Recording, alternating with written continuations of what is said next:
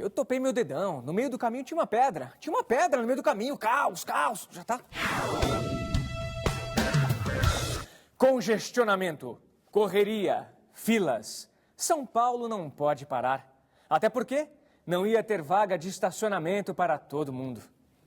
Mas em meio a esse caos urbano, eu pergunto a você, telespectador, onde está a poesia nessa cidade? Telespectador? Alô? Você tá aí? Ah, é verdade. Sim, não sou eu quem faz a pergunta.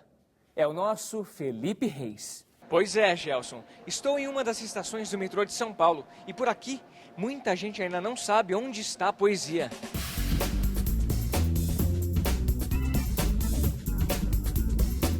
Você sabe onde encontramos poesia em São Paulo?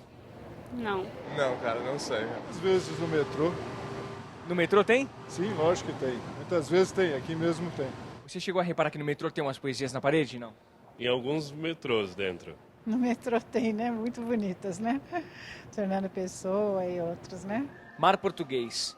Ó mar salgado, quanto do teu sal são lágrimas de Portugal. Poemas de Fernando Pessoa no metrô. Será que as pessoas gostam? Você gosta de poesia? Gosto.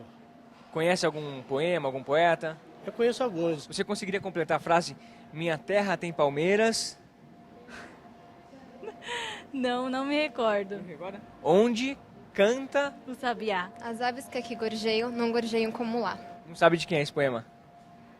Não dá, não me recordo assim. Sabe de quem é? Fernando Pessoa? Vale colar, não. Aqui, ó. Quem? Gonçalves Dias. Opa! Me contaram que aqui perto tem outro lugar onde a gente encontra poesia. E eu tô indo pra lá.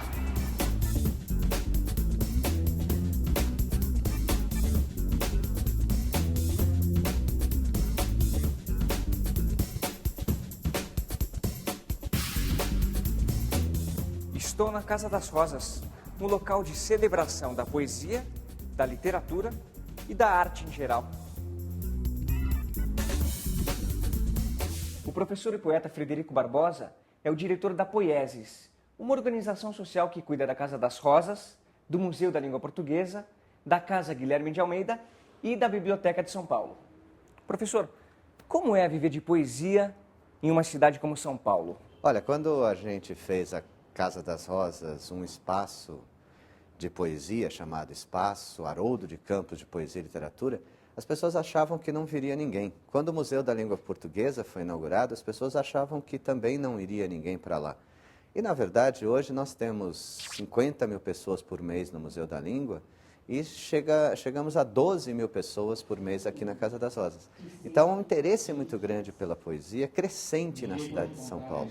Não só nesses lugares, em vários lugares de São Paulo, a gente encontra as pessoas se reunindo para falar poesia, usando a poesia como uma forma, inclusive, de se manifestar, de mostrar as suas questões, as suas emoções, etc.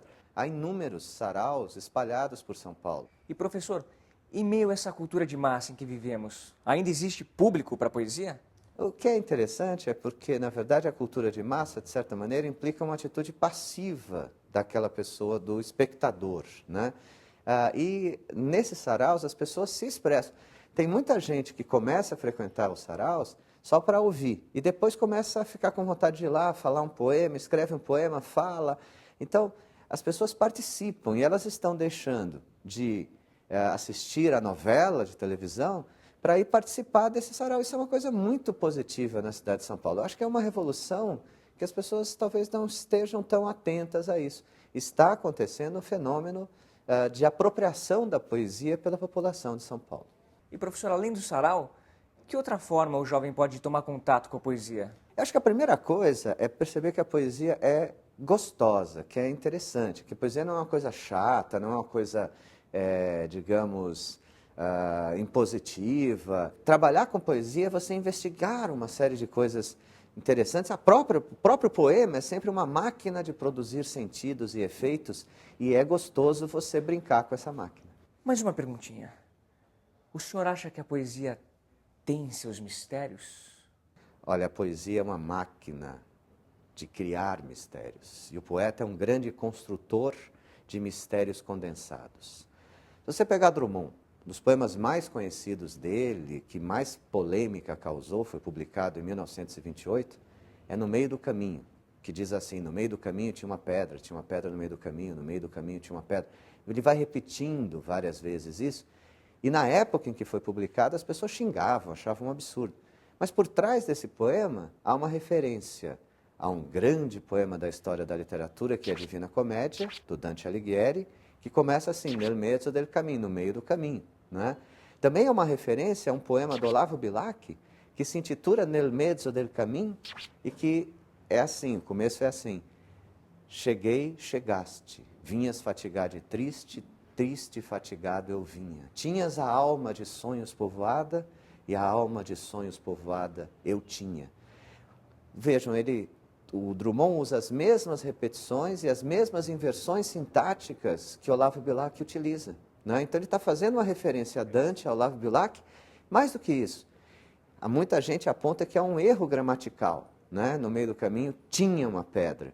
O certo, o correto, de acordo com a norma famosa, a norma culta, seria: no meio do caminho havia uma pedra. Ora, no meio do caminho tinha uma pedra, olha a sonoridade. Né? No meio do caminho tinha uma pedra. O T do tinha uma pedra é uma pedra no meio do caminho. Isso foi tudo mistério que foi construído pelo Carlos Drummond de Andrade.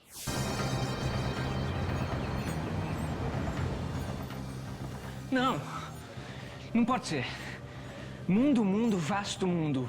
Se eu me chamasse Raimundo, seria uma rima, não seria uma solução. Mundo, mundo, vasto mundo, mais vasto é meu coração.